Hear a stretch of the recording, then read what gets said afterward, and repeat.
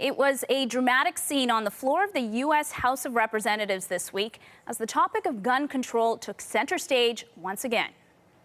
Not next month, not next year, but now, today. House Democrats staged a 25-hour-long sit-in after the Republican Speaker adjourned the House until July.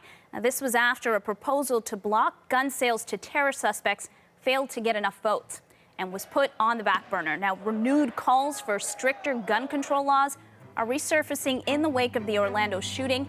And while political leaders fight it out, Americans continue to deal with the reality of gun deaths in a very real way. Now, our next guest is no exception. We reached out to Stacey Feeley in Traverse City, Michigan. Stacey, thank you for joining us. First of all, you took a photo of your daughter last week, and it's now gone viral. We're going to show the picture right now.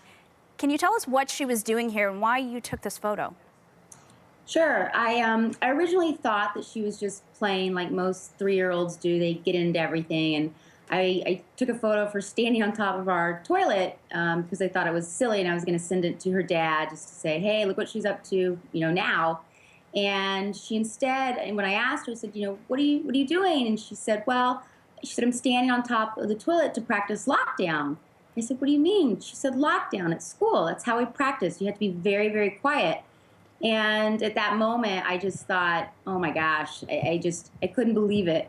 And while I knew that the schools were practicing these drills and they're very informative, and they don't mention anything about guns or active shooters or anything like that, but they are preparing the young ones, for something or how to stay safe if someone that's not supposed to be in the building is in the building, and some of the things that you do. And it floored me. I was shocked to see that, it really hit home that that this is what today is becoming, or at least this is the reality that our kids are going to be dealing with. Do you think she really understood what she was being taught? I think she understood that. I think she understands that when someone's not supposed to be in the building, you have to be very quiet, and this is how you stay safe.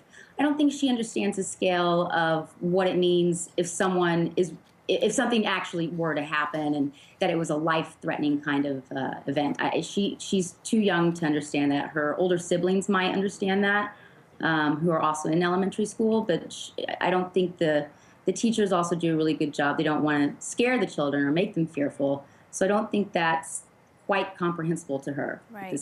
Right now, anyway. Okay. In your Facebook post, you did say that at the moment you felt the innocence of your 3-year-old, the innocence that she possessed was gone. Why do you say that?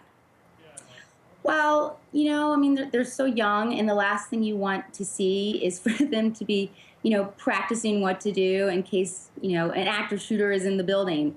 And even though she may not know the scale of the situation, it, for me, was just a real kind of remark on society today and how we're growing up, and, what we in the United States has become a new norm.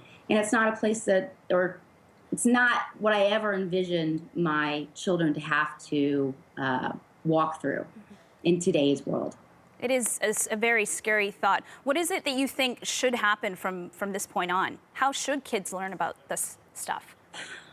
I do believe the schools are doing everything in their power. I think they're doing the right thing, and I think they do a really good job about not scaring the children, but truly just, protecting them in the sense as, this is an everyday drill and they should be prepared in case something does happen. I think there's lots of things that, we can do if this is a reality and things aren't going to change. I think there's things like having more exits in the buildings, or, an exit to every classroom. And,